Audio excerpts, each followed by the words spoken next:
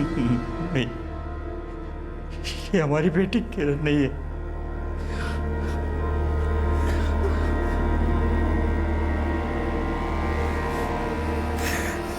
नहीं, ये मेरी किरण हमारी बेटी नहीं है।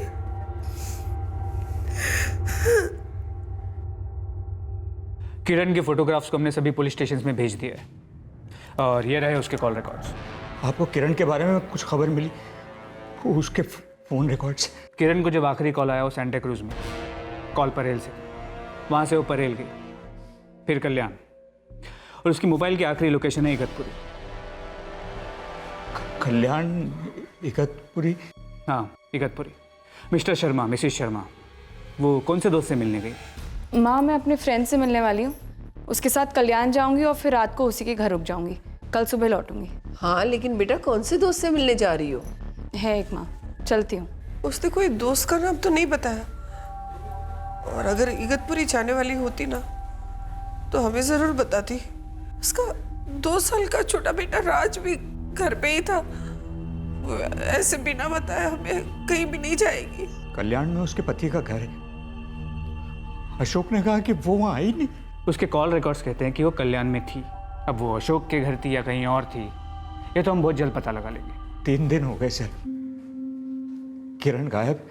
अगर उसे कोई ज़बरदस्ती ले गया है तो उसे ढूंढना शायद आसान होगा, लेकिन अगर वो अपनी मर्जी से गई है तो तैयार रहिए, वक्त लग सकता है।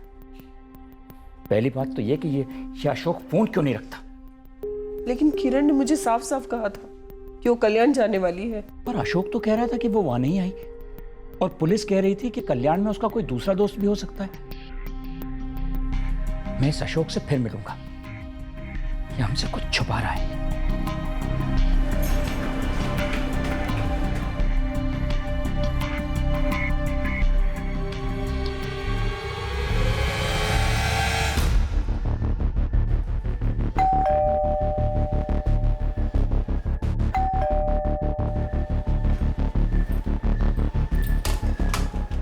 नमस्ते अंकल। मुकेश है घर पे? मुझे नहीं पता अशोक कहाँ है। दरअसल जेल से छूटने के बाद हम दोनों ज्यादा टच में नहीं है। मुकेश, 3 दिन पहले किरण ये कहकर निकली थी कि वो कल्याण जा रही है, तो जाहिर सी बात है कि वो अशोक से मिलने गई होगी। और अशोक का कहना है कि वो वहां आई नहीं। मैं क्या जानूं, मुझे तो ये भी नहीं मालूम था कि वो यहाँ आ रही है। तो फिर कहाँ गई वो? ऐसे कहाँ गायब हो सकती है? सॉरी अंकल, किरण ने मुझे कई दिनों से कांटेक्ट ही नहीं किया। बादल, तुम्हारे कोई ऑफिस में है जिसका घर कल्याण में हो? नहीं अंकल, मुझे तो नहीं मालूम। वैसे किरण की दोस्ती मेरा और शर्मिला के साथ ही है। फिर वो गई कहाँ? अंकल, कुछ भी खबर मिले सबसे पहले मैं आपको कॉल करता हूँ। कल्याण में तो खैर अशोक रहता है, कहीं उसी से मिलने का प्लान था और घर पे बोल दिया हो बस दोस्त। मुझे तो ये अशोक पहले से गलत लगता है। क्रिमिनल बैकग्राउंड इतनी आसानी से थोड़ी जाती है। खैर वो तो है, पर वो सांता क्रूज क्यों गई होगी? किससे मिलने? कौन दोस्त है वहाँ उसका? आज तक मुझे तो कभी कोई ऐसे दोस्त के बारे में नहीं बताया। अब होगा ना कोई शर्मिला। अब सबके बारे में हमें सब कुछ तो पता नहीं चल सकता ना।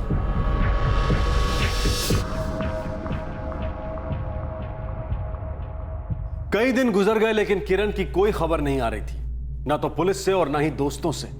देखते देखते 1 महीना निकल गया।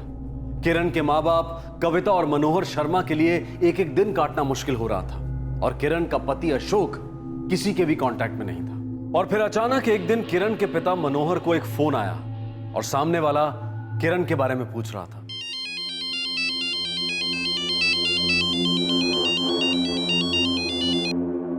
हेलो, मनोहर शर्मा? हाँ जी बोल रहा हूँ। आप कौन? तुम्हारी बेटी किरण गोयल मिसिंग है। हाँ, पर आप कौन बोल रहे हैं भाई? मैं PSI Kunal Sawant, crime branch से। अच्छा, आपको किरण के बारे में कोई खबर मिली क्या? जी नहीं, लेकिन उसका पति अशोक हमारी कस्टडी में है। क्या? जहाँ तक मुझे याद है तुम्हारी एक पत्नी थी किरण, वो उस वक्त प्रेग्नेंट थी ना? अब तक तो बच्चा 2 साल का हो गया होगा। क्या नाम रखा है? राज। और तुम्हारी पत्नी वो कहाँ है?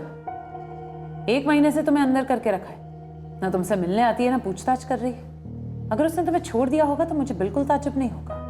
मैडम वो गुमशुदा है, उसके बाबा आए थे मेरे पास ये बताने के लिए कि वो गायब हो गई है। मैं इसे ढूंढने निकलने ही वाला था कि आप लोगों ने धर लिया। तुम्हारी बीवी किरण वो मिसिंग है? जी मैडम, वो मिसिंग है। 1 महीने से मिसिंग है? जी मैडम, किरण के पिता ने 1 महीने पहले एमडी चौक पुलिस स्टेशन मर्ड में उसकी मिसिंग कंप्लेंट दर्ज की थी, लेकिन पुलिस को अभी तक कोई ब्रेक थ्रू नहीं मिला है। सावंत, एक काम करो, किरण के पेरेंट्स को बुलाओ और इस केस के पेपर्स एमडी चौक पुलिस से मंगा लो। जी मैडम।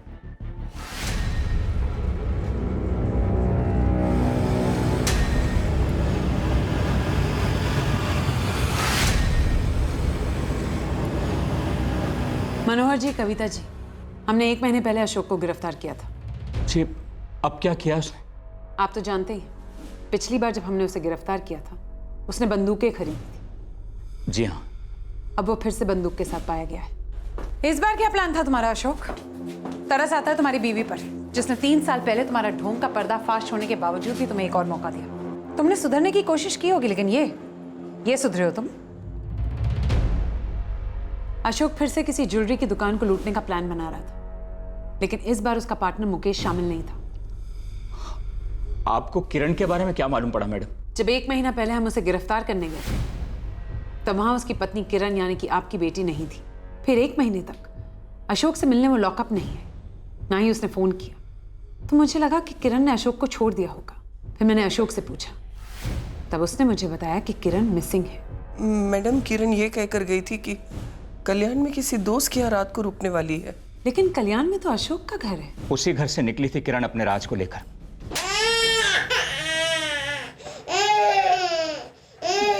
जेल में थे ना अशोक, तभी लग गया था मुझे हमारा कोई फ्यूचर नहीं है। पर मुझे लगा एक मौका तो देना चाहिए तुम्हें, शायद तुम सुधर जाओ। पर नहीं, मैं गलत थी, पूरी दुनिया सही थी। नहीं किरण, मुझसे गलती हो गई किरण। मुझे तुम पे हाथ नहीं उठाना चाहिए था किरण, लेकिन मैं बदल गया हूं, पर तुम ये देख नहीं पा रही हो। बदल तो तुम गए हो, मुझे दिख भी रहा है, पर जो दिखता है क्या कभी वो सच होता है अशोक? शादी के पहले तुम और कुछ लगते थे, शादी के बाद निकले कुछ और। तुम्हारी असलियत क्या है शायद तुम भी नहीं जानते अशोक, और मैं तो तुम्हारे झूठों तक को नहीं जानती। पर उन झूठों के बावजूद हम दोनों के बीच कभी सच्चा प्यार था अशोक। अब हमारे बीच कुछ नहीं है। नहीं किरण, है, पर सिर्फ तुम्हारे और मेरे बीच नहीं है, वो तुम्हारे और मेरे बीच आ रहा है। कोई और, कोई तीसरा, जिसे देख देख कर तुम्हें मैं अच्छा नहीं लगता, उसके टक्कर का नहीं लगता, इसीलिए तुम मुझे बार बार दलील करती हो ना। कौन है वो? बस अशोक, सब हद पार कर दिया अब तुमने। अब हम साथ नहीं रहेंगे। मतलब तुम उसके साथ रहोगी? कब से चल रहा है मेरे पीठ पीछे ये सब? शर्म करो अशोक, थोड़ी तो शर्म करो। शर्म मुझे आनी चाहिए कि मैंने तुम जैसे आदमी को सुधरने का मौका दिया। आज से मेरे और राज की जिंदगी में कभी दखल मत देना तुम अशोक, समझे? तो पापा, मुझे नहीं लगता कि अशोक और मेरे बीच अब कुछ है या आगे कुछ हो सकता है। बेटा, अगर ऐसा लिखित है तो फिर ऐसा ही होने दो। शायद मैं गलत था जब मैंने तुमसे कहा था कि उसे एक मौका और दे दो। आगे की सोचो बेटा, राज के इस बारे में सोचो, तुम्हारे खुद के बारे में सोचो बेटा। बुरे सपनों को याद करने से किसका भला हुआ है?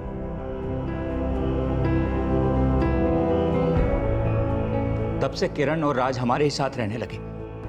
और अशोक? किरण अशोक से मिलने जाती थी कभी कभार, पर उसके साथ रहने के लिए कभी नहीं गई। और फिर 1 महीना पहले वो गायब हो गई। पहले वो सांता क्रूज में किसी से मिली, फिर परेल से उसे फोन आया, वो परेल गई, वहां से कल्याण में रात भर रही और फिर सुबह सुबह इगतपुरी के लिए रवाना हो गई। उसका लास्ट लोकेशन इगतपुरी था। मैडम, हम समझ ही नहीं पा रहे हैं कि इतनी दूर वो इगतपुरी पहुंची कैसे? उसके फोन रिकॉर्ड्स के हिसाब से उसका लास्ट लोकेशन इगतपुरी था, लेकिन ये जरूरी नहीं है कि किरण भी इगतपुरी गई थी। तो उसका फोन लेकर कोई इगतपुरी जाएगा ही क्यों? पहले आप मुझे ये बताइए, क्या ऐसा हो सकता है कि किरण कल्याण में अपने पति के घर रही होगी रात भर? पति है उसका, दोनोदोनों बीच में एक दूसरे से मिलते थे। और सांता क्रूज में जिस दोस्त से वो मिली थी वो कौन है? उसके बारे में तो उसने हमें कभी नहीं बताया। जहां तक मुझे याद है, और हमारी इन्वेस्टिगेशन बताती है कि किरण के बहुत ही कम दोस्त थे, सिर्फ ऑफिस में। हाँ, बादल और शर्मिला। एमडी चौक पुलिस स्टेशन मर्ड की टीम ने बादल और शर्मिला दोनों से बात की थी मैम। उन्हें कुछ नहीं पता कि किरण किससे मिली थी। उन्हें यह भी नहीं पता कि वो गायब क्यों हो गई।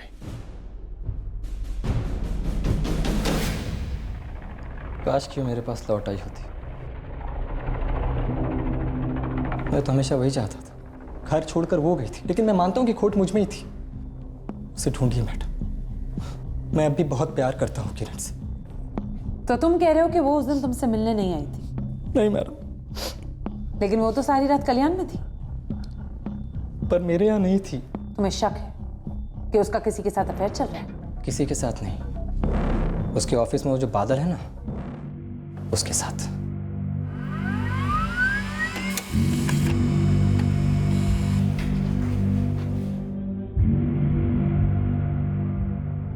जी ठीक है।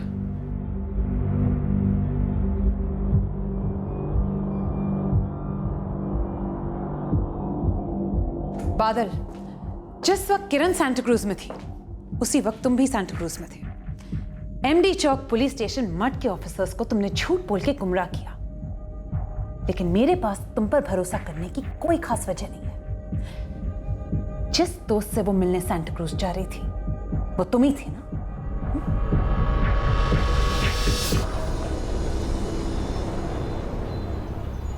मैं समझ ही नहीं पा रही हूँ बादल, मैं करूँ तो क्या करूँ?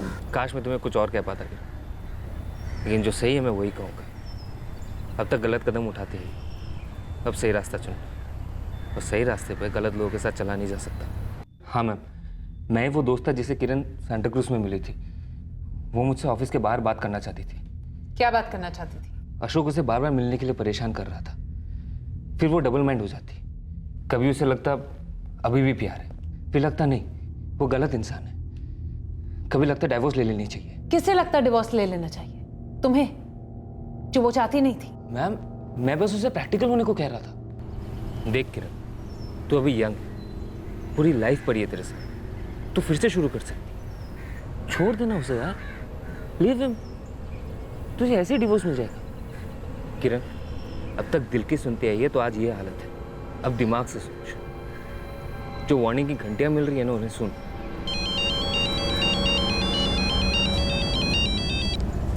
हेलो, हाँ बोलो।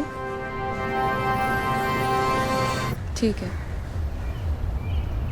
किसी भी अच्छे दोस्त की तरह मैं उसकी गलतियां पॉइंट आउट कर रहा था। उसे बता रहा था कि फिर से इमोशन में आकर किसी ढोंग का शिकार मत बनो। और वो नहीं मानी, और उसका नाम मानना तुम्हें अच्छा नहीं लगा, क्योंकि तुम चाहते थे कि वो अशोक को छोड़कर तुम्हारा हाथ पकड़े। ये क्या कह रही हो आप मैम? मैम, मैं, किरण और शर्मिला काफी टाइम से एक साथ काम करते हैं, सब कुछ शेयर करते हैं। हम दोनों बहुत गहरे दोस्त हैं। और सिर्फ दोस्त, मेरी मंगनी हो चुकी है, अगले महीने मेरी शादी है। मेरे और किरण के बीच में ऐसा कुछ भी नहीं है। तुमसे मिलने के बाद वो कहाँ गई थी? मुझे नहीं पता मैडम। हमारी बात होने के एंड में उसे एक कॉल आया, उसके बाद वो चली गई। मैडम, मैंने पता कर लिया है, इस बादल की सगाई हो चुकी है और अगले महीने शादी भी है। इसका मतलब ये बादल वाला एंगल हम रूल आउट कर सकते हैं कि जलन या गुस्से में उसने किरण को कुछ कर दिया। जी हाँ मैडम, ये तीनों सिर्फ दोस्त हैं और कुछ नहीं। किरण, शर्मिला और बादल। किरण 1 महीने से मिसिंग है। 1 महीना लंबा अरसा होता है साहब। और ये इगतपुरी वाला एंगल मैडम, एक तो किरण रात भर कल्याण में कहाँ थी और फिर दूसरे दिन इगतपुरी।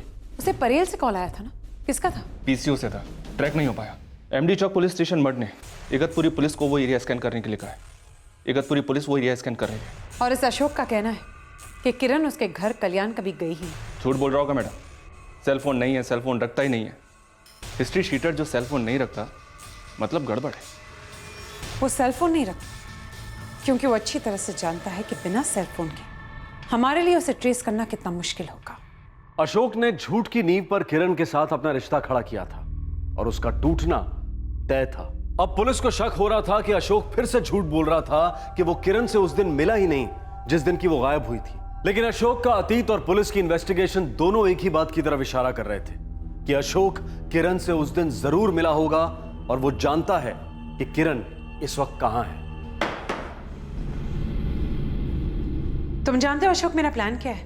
मैं तुम्हारा कीमा बनाऊंगी, फिर तुम सच बोलोगे। लेकिन मैं इतना टाइम वेस्ट नहीं करना चाहती।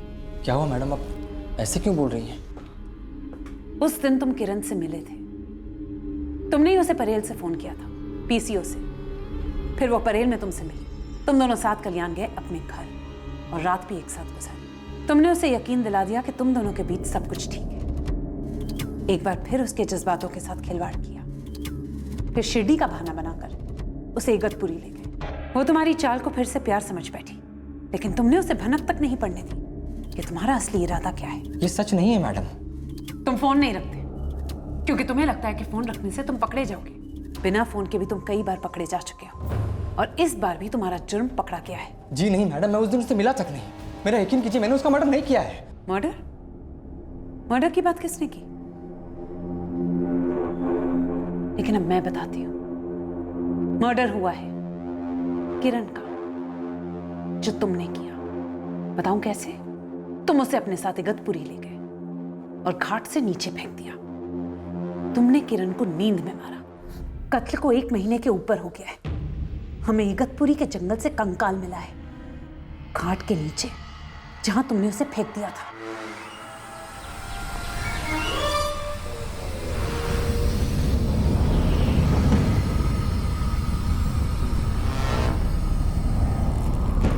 ये चिथड़े हैं किरण के कपड़ों के। कंकाल डीएनए टेस्टिंग के लिए गया है और मुझे पूरा भरोसा है कि वो किरण का ही निकलेगा, क्योंकि जो आदमी हमें वहां ले गया था वो जानता था कि किरण को कहां मारा गया है। तुम लोगों ने उसे कहां फेंका था, तुम लोगों का प्लान क्या था, हमें सब कुछ पता चल चुका है मिस्टर अशोक गोयल। अशोक के पास सेलफोन नहीं है। क्या ऐसा हो सकता है कि वो किरण को अपने साथ इगतपुरी ले गया हो और वहां उसने उसके साथ कुछ कर दिया हो? सावंत एक आदमी है जो हमें बता सकता है कि अशोक गुनहगार है या नहीं।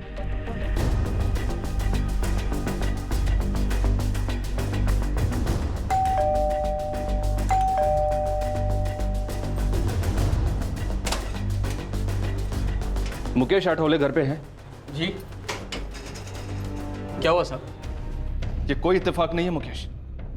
किरण के फोन की आखिरी लोकेशन और तेरे फोन की लोकेशन दोनों एक ही दिन एक ही समय इगतपुरी है। साहब मैं सच कह रहा हूँ साहब, कसम से मेरे को कुछ मालूम नहीं साहब। तुझे सब पता है मुकेश।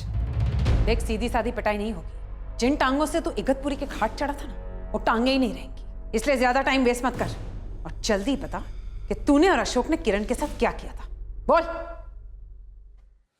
10 सेकंड के अंदर तुम्हारा पार्टनर, जिगरी दोस्त, भाई मुकेश तोते की तरह गाने लगा। प्यार करता था मैं उससे, बहुत प्यार करता था। तुम्हारा प्यार ही एक ढोंग था अशोक, तो आगे जो भी होना था वो ढोंग ही होना था। दिमाग खराब कर दिया था उसने मेरा, मायूस कर दिया था उसने मुझे। वो वापस आना ही नहीं चाहती, तलाक मांग रही है। तूने उसके लिए इतना कुछ किया, लाइन छोड़ा, और अभी भी उसने तुझे माफ नहीं किया? अरे नहीं रे भाई, उसने तो मुझे माफ कर दिया था, सब कुछ सही जा रहा था, लेकिन वो में आ गया ना। वो उसके ऑफिस का दोस्त, क्या नाम है उसका? बादल। हाँ। साला चाबी मारता रहता है उसको, कान भरता है किरण के हमेशा। इस बादल को रास्ते से हटाना है, सबक सिखाना है इस साले को। मेरी जिंदगी में हाथ डालेगा, मेरी बीवी को पटाएगा, साले को काट डालना है। तू बादल को काटेगा तो किरण तेरे से हमेशा के लिए कट जाएगी। वो कैसे? क्योंकि वो जानती है कि तू उस पर शक करता है। तूने उसे बार बार बोला होगा कि उसका और बादल का अफेयर चल रहा है। वो जान जाएगी कि कांड तूने ही किया है और फिर तेरा पत्ता कट। अरे तो क्या हाथ पे हाथ धर के भजन करूं? जाने दो अपनी बीवी को दूसरे आदमी के पास। देख भाई, एक बादल जाएगा तो किरण दूसरे बादल पर चमकेगी। खोट तेरे ही घर के अंदर है। घर वो छोड़ रही है, बच्चे को अलग वो कर रही है, दिल वो तोड़ रही है, उसे घर आना ही नहीं है। मैं उसे घर से जाने ही नहीं दूंगा। घर तेरा रहा है भाई, वो लौटेगी मकान में और तुम दोनों रहोगे 4 दीवारियों के अंदर, और वो घर नहीं होता। साला सोच सोच कर दर्द होता है कि वो मुझसे प्यार नहीं करती। ऐसे दर्द का सिर्फ एक ही इलाज है, या तो खुद मर जा नहीं तो उसे मार दे। ऐसा दर्द और किसी तरीके से नहीं जाता। लिख के ले मेरे से। इस जिंदगी में तो मैं उसे तलाक दूंगा ही नहीं। तलाक चाहिए ना उसे, तो इस जिंदगी से तलाक लेना होगा उसे। जी मैडम, मैंने ही परिल से उसे फ़ोन किया था। हेलो। और हाँ, उस रात वो मेरे ही साथ थी, हमारे घर पर, जिसे वो तोड़ना चाहती थी। लौट आओ ना।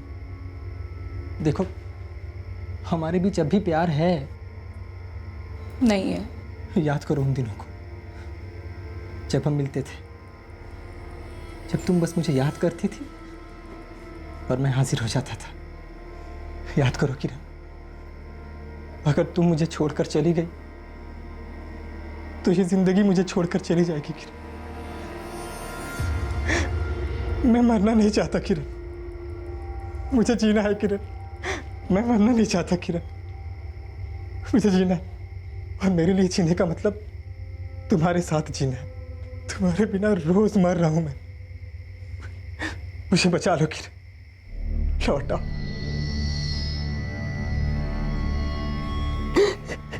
मैं समझ गया था कि वो जज्बाती हो गई थी। उस रात मैंने फिर ढोंग किया, फिर से उसे मना लिया कि हम एक नई शुरुआत करने वाले हैं। मेरा ढोंग काम कर गया। वो मेरे साथ शिरडी आने को राजी हुई। उसे मना लिया कि दर्शन करके हम नई जिंदगी की शुरुआत करेंगे। वो मेरे साथ आ तो रही थी, लेकिन उसका चेहरा, उसका बदन, उसकी सांसें और उसकी नजरें सब एक ही चीज कह रही थी कि वो दरअसल मेरे साथ आ ही नहीं रही है। वो तो बस चल रही है। सही मायने में ये मेरे साथ कभी नहीं आएगी।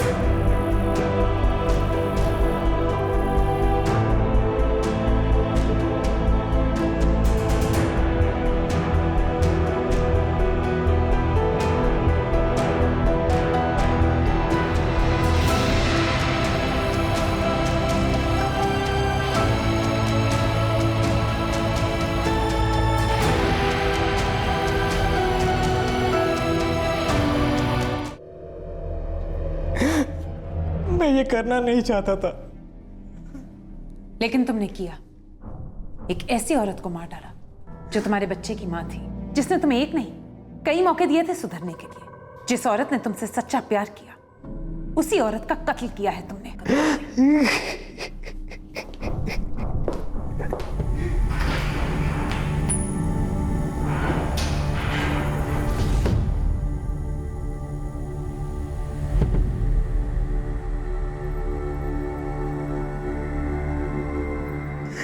जब इतने दिनों से हमारी किरण मिली नहीं ना, तो दिल बैठ गया था मेरा।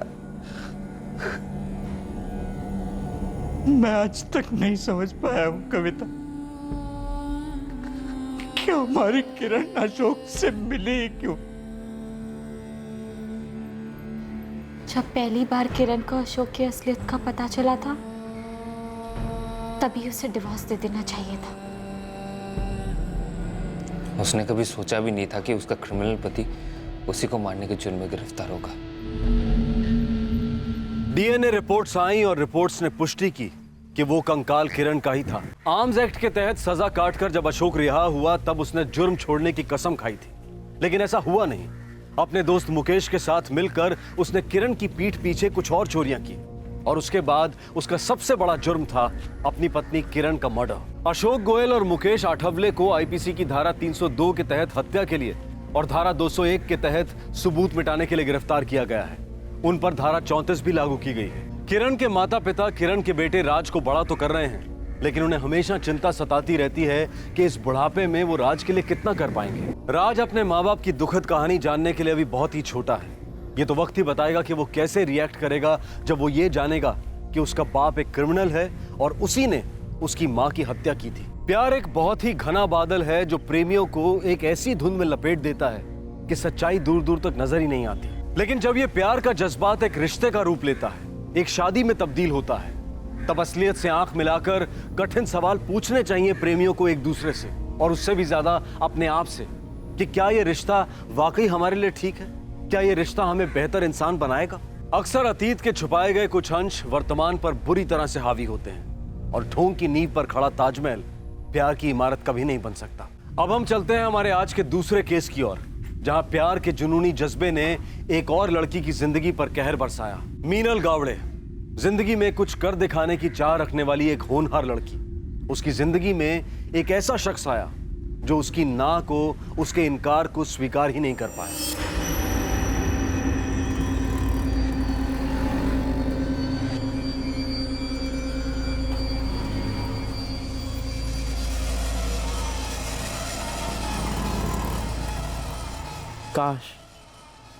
काश तुम जानती कितना चाहता हूं मैं तुम्हें।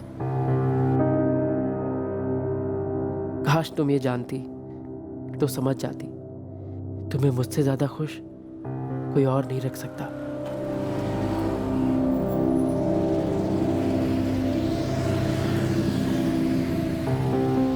मीनल,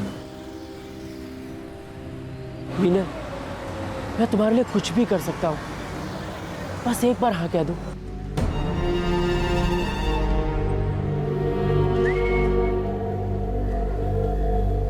अबे हट रे, तेरी भाभी के आने का टाइम हो गया। और देख, आ गई मेरी जानेमान। एक नंबर पीस है। अरे क्या रे मिनल, आज तो एक नंबर, बोले तो SEXY। भाव का मतलब है सेक्सी लग रही हो। तो चुप कर रे। क्या रे मिनल, अरे एक बार अपन को ठीक से देख तो सही। अरे अपन से अच्छा लड़का तेरे को पूरा मोहल्ले में दूसरा नहीं मिलेगा, गारंटी अपन की। ए मिनल, मिनल बेटा आप देखना पलटेगी। पलट पलट। क्या करूं? कैसे बताऊं ये बात दादा को? दादा को बताऊंगी तो उन्हें गुस्सा आ जाएगा, वो झगड़ा करेंगे उनसे।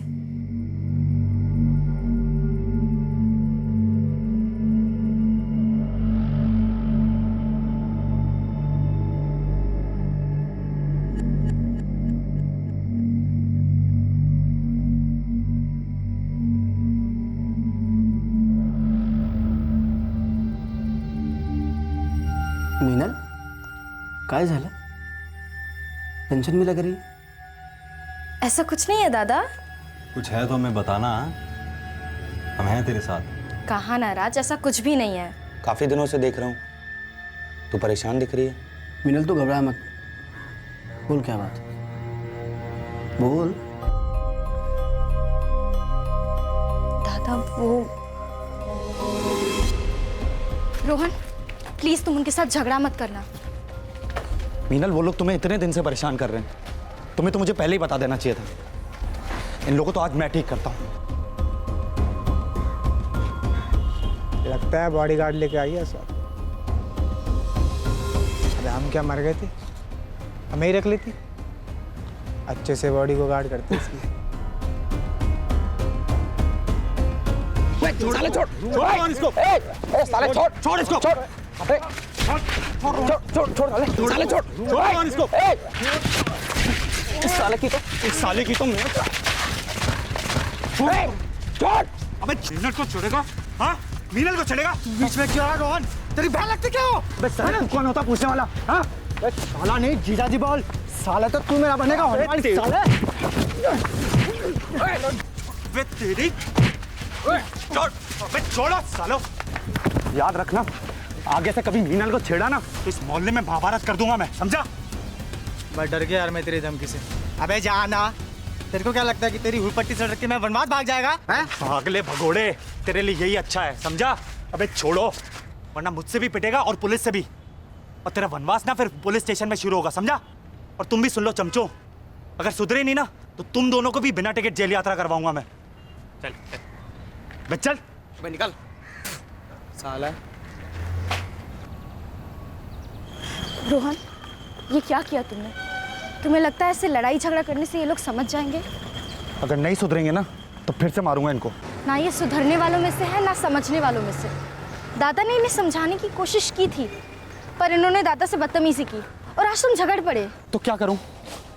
अगर ये लोग तुमसे बदतमीजी करेंगे तो जान से मार दूंगा मैं इनको, फिर जो भी होगा देखा जाएगा। इसी का तो डर है मुझे, इसीलिए मैं तुम लोगों को कुछ नहीं बताना चाहती थी। मैं और दादा यहाँ काम करने के लिए आए हैं, हमारा करियर बनाने के लिए। इन सब फालतू के झगड़ों में नहीं पड़ना है हमें, समझ रहे हो तुम?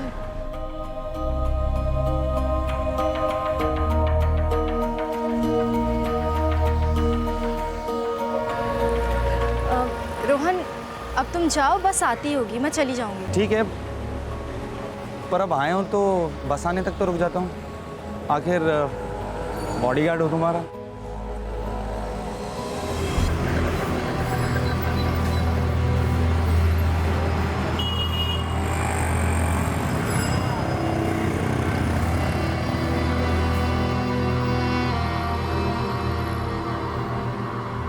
तीन साल पहले मीनल का बड़ा भाई ऋषभ कोल्हापुर से मुंबई आया था काम की तलाश में, ताकि अपने परिवार को एक बेहतर जिंदगी दे सके।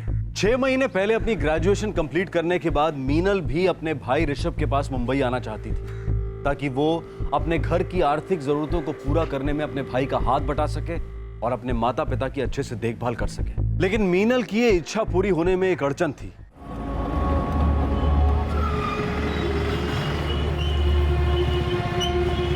देख मीनल, बहस करने का कोई फायदा नहीं है। ऋषभ लड़का है, फिर भी मैं उसे मुंबई भेजने के लिए बिल्कुल तैयार नहीं थी। सविता, मैं भी राजी नहीं हूँ मीनल को अकेला भेजने के लिए, लेकिन सोचता हूँ ऋषभ है ना अपना वहाँ इसका ख्याल रखने के लिए। क्यों मीनल? हाँ, और फिर आपको टेंशन लगी रहती है ना कि दादा ठीक से खाना खाते होंगे कि नहीं, कपड़े धोते होंगे कि नहीं। मेरे जाने से वो टेंशन भी दूर हो जाएगी का बाबा? हाँ ना, मतलब देख, ऋषभ मीनल का ख्याल रखेगा और मीनल ऋषभ का ख्याल रखेगी। मक्त झालं की नहीं? तुम दोनों बाप बेटी अपनी ये नाटक मंडली बंद करो। अरे आई, मान जाओ ना बाबा। सविता, जाने दो ना उसे। अरे अपने दोनों बच्चे समझदार है और जिम्मेदार है, अपने को फिक्र करने की कोई जरूरत नहीं है। आई, जाओ दे ना, वरना मैं घर छोड़ के भाग जाऊंगी। झालं काय? ठीक है। Thank you I.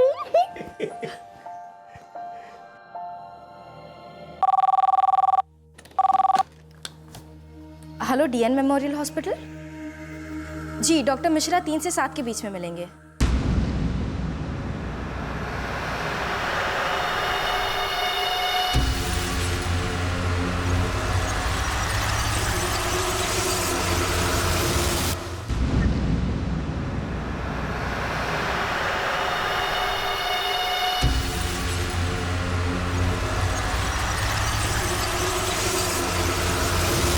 सर, आप लास्ट विजिट की रिपोर्ट्स ले आइएगा। जी। वो क्या तुम्हारा बॉयफ्रेंड था?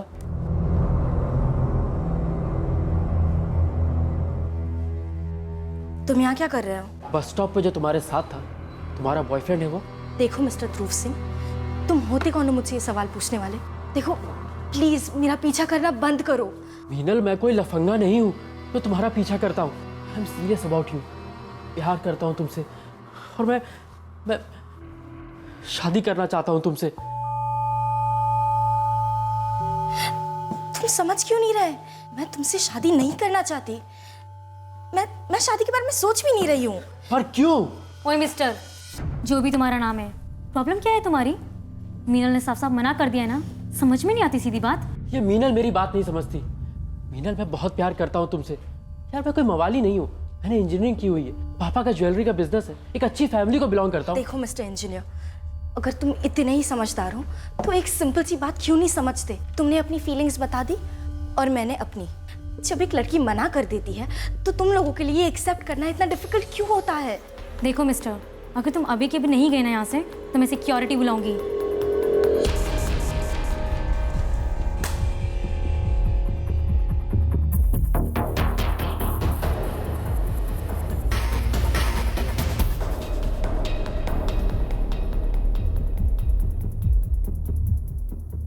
तू संभल के रहना ऐसे रोड साइड रोमियो से। किस किस से संभल के रहो यार। एक ये है जो रोज आ जाता है बस स्टॉप पर प्रपोज करने, और वो मोहल्ले के लड़के रोज परेशान करते हैं।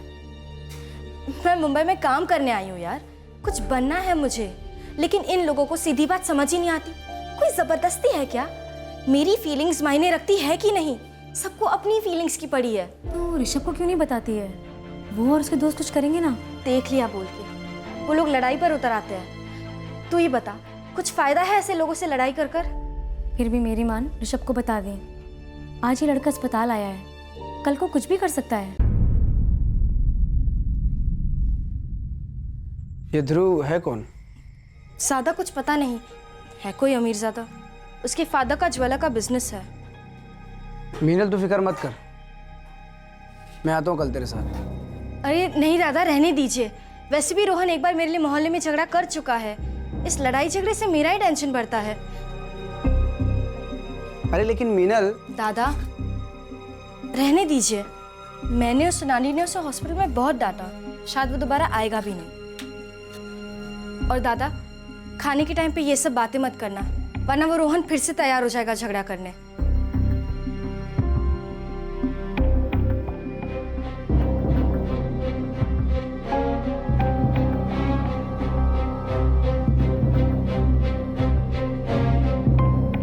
एक तरफ मीनल की परेशानियां खत्म होने का नाम नहीं ले रही थीं और वहीं उसके साथ एक और घटना घटी।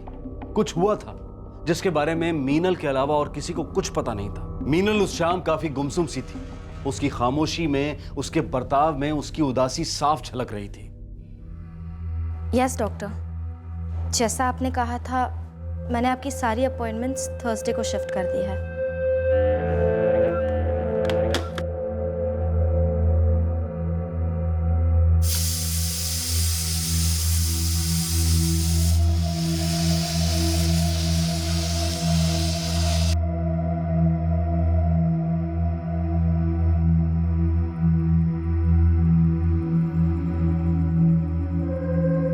मीनल, ठीक तो है ना? हाँ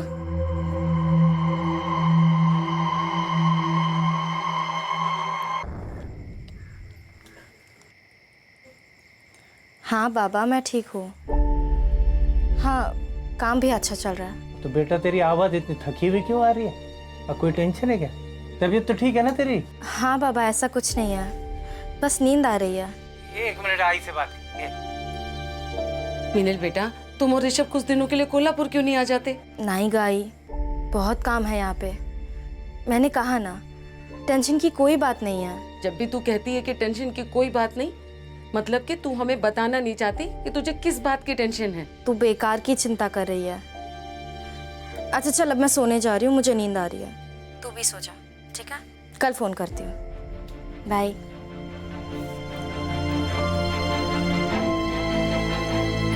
मेरा जी घबरा रहा है, मुझे कुछ ठीक नहीं लग रहा।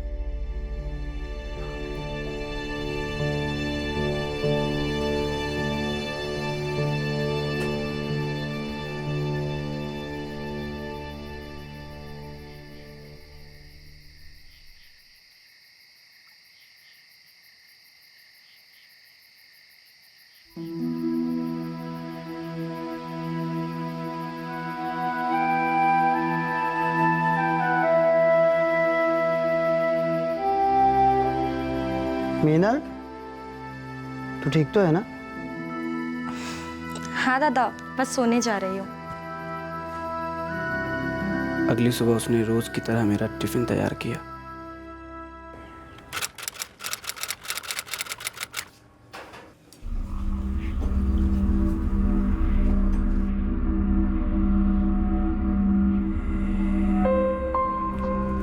चल मीनल, निकलता हूँ मैं। हो दादा, टिफिन।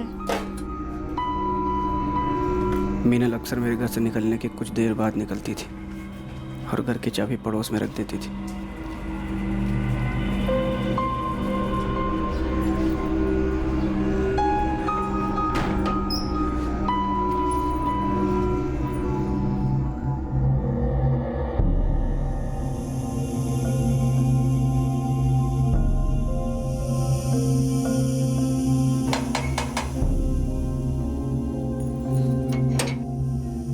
आई गो कशी आहेस? बढ़िया है ताई। चंदू काका घर पे नहीं है तो आप ये चाबी रख लेंगे, दादा आके लेके जाएंगे। ठीक है, चला येते मी। हाँ हाँ मिनल बोल। चंदू काका घर पे नहीं थे इसलिए मैंने चाबी आशा ताई के पास रख दी है। चल ठीक है, मैं ले लूँगा। Okay bye.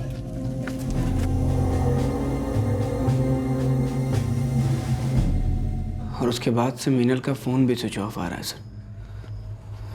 मीनल मुझे बिना बताए कहीं नहीं जाती है सर। मीनल की उम्र 23 साल है। जी सर। ड्यूटी कितने बजे ख़त्म होती है उसकी? 7 बजे सर। और कितना भी लेट होती है तो 8:30 बजे तक घर वापस आ ही जाती है। लेकिन आज The number you have called is currently switched off. The number you have called is currently switched off. Please try again later. Thank you. 9:30 तक वो वापस नहीं आई और उसका फ़ोन भी बंद था सर। कौन से हॉस्पिटल में काम करती है मीनल? DN मेमोरियल हॉस्पिटल में रिसेप्शनिस्ट है सर। उसके स्टाफ में किसी से बात की आपने? जी सर, जब काफ़ी देर तक मीनल से मेरी बात नहीं हुई तो मैंने उसके कलीग सोनाली को फ़ोन किया सर। सोनाली, कब से मीनल का फ़ोन ट्राई कर रहा हूँ, स्विच ऑफ आ रहा है। कहाँ है वो? ऋषभ, मैं तो मीनल से आज मिली ही नहीं। वो क्या है ना, आज मेरी तबीयत ठीक नहीं है इसलिए मैंने छुट्टी ली थी।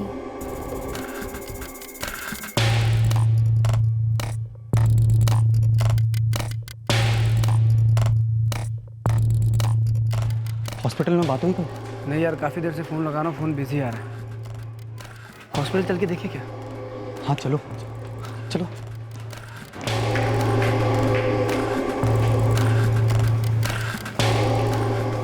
मिनल तो आज काम पर आई नहीं। क्या? हाँ, हंगामा मचा हुआ था आज। सुपरवाइजर भी बहुत नाराज थे। एक तो सोनाली भी छुट्टी पर थी और मीनल भी नहीं आई। मीनल का फोन भी बंद था। अरे लेकिन मीनल तो सुबह टाइम पे निकली थी हॉस्पिटल आने के लिए। उसने खुद मुझे फ़ोन करके बताया था। अच्छा, लेकिन वो तो यहाँ आई नहीं। कमाल है, कहाँ गई होगी मीनल? ऋषभ, सुबह तेरी उससे बात हुई थी, वो ठीक थी ना? उसने मेरा टिफिन तैयार किया और फ़ोन करके भी बोला कि चाबी आशा ताई के घर पे रखी हूँ। और सुबह से उसका फ़ोन भी स्विच ऑफ है। मेरे ख्याल से हमें पुलिस के पास चलना चाहिए।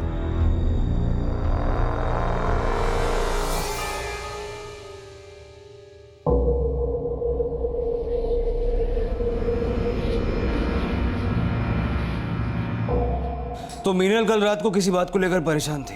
जी सर, पर आज सुबह बिल्कुल ठीक थी। कोई बॉयफ्रेंड है उसका? हो सकता है किसी के साथ चली गई।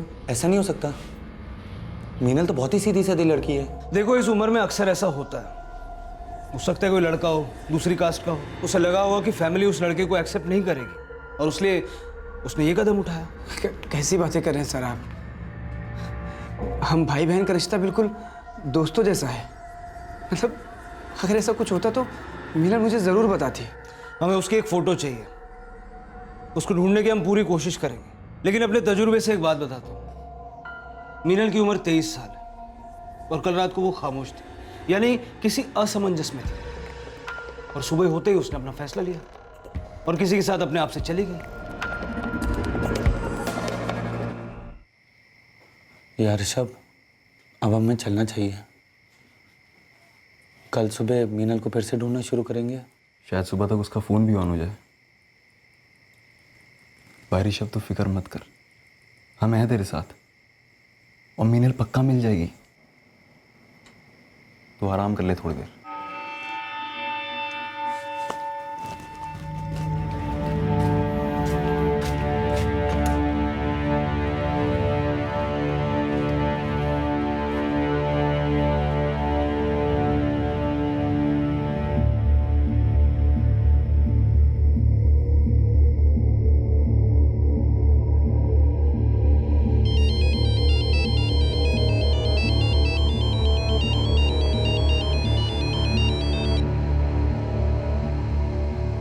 क्या हुआ आई? ऋषभ, मीनल कहाँ है? आई, हुआ क्या? कल शाम से उसे फोन लगा रही हूँ, बंद आ रहा है। कह रही थी कि रात को फोन करेगी, किया ही नहीं। आई, मीनल का फ़ोन गिर गया था रास्ते में कहीं, तो इसलिए बंद आ रहा है। मीनल एकदम ठीक है। आई, मेरी बात तो करवा उससे। आई अभी वो सो गई है, बहुत थकी हुई है ना। बेटा, कल वो बहुत उदास लग रही थी। उसकी ऐसी दबी आवाज़ मैंने पहले कभी नहीं सुनी। उसे वहाँ कोई परेशानी तो नहीं? नहीं आई, मीनल बिल्कुल ठीक है, मैं हूं ना उसका ख्याल रखने के लिए यहाँ। अच्छा सुन आई, अभी वो सो रही है, बाद में बात करवाता हूँ। हो गया ना समाधान? हैं? मन बहुत घबरा रहा है, मुझे उसे अपने पास ही रखना चाहिए था। सुनो, उसे यहाँ वापस नहीं बुला सकते? सविता, जब वो छुट्टी पे यहाँ आएगी ना तो मैं खुद उससे बात करूंगा। मत तो हाँ, अब ठीक है ना? चल, थक गई होगी, सो जा। चल सो जा, सो जा, चल। मैंने आई से झूठ बोला। मैं नहीं चाहता था कि आई बाबा परेशान हो, लेकिन मीनल गई कहाँ?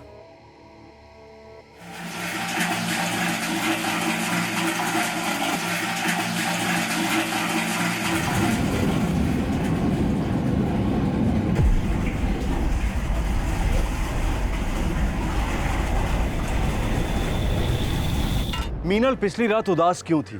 क्या उसे कोई अंदेशा हुआ था कि कुछ गलत होने वाला है? मीनल जिन लड़कों की हरकतों की वजह से परेशान थी, क्या मीनल के मिसिंग होने के पीछे भी उन्हीं का ही हाथ था, या फिर कोई और ही वजह थी जिसने मीनल को अचानक धर दबोचा था? उस रात मीनल के मन में कई जज्बात उमड़ रहे थे जिन्हें उसने किसी के साथ भी शेयर नहीं किया था। क्या मीनल के गायब हो जाने के पीछे किसी के चोट खाए हुए जज्बात थे जिनके बारे में किसी को कुछ नहीं पता था? जज्बात के बिखरे टूटे तारों से जुड़ा यह केस काफी पेचीदा था। मीनल कई दिनों तक गुमशुदा रही और कई अकल्पनीय वारदातों से गुजरने के बाद इस केस का सच सामने आया, जिसे हम दिखाएंगे कल रात 11 बजे इस केस के दूसरे और आखिरी भाग में।